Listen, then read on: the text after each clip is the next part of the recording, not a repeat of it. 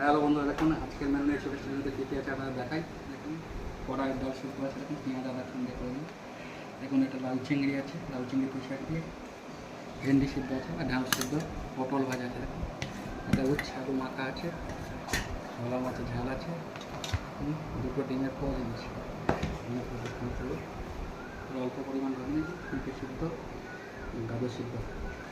চলুন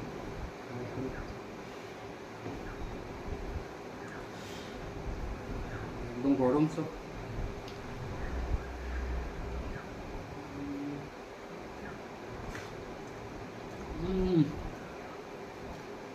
কিন্তু ব্যাপক হয়।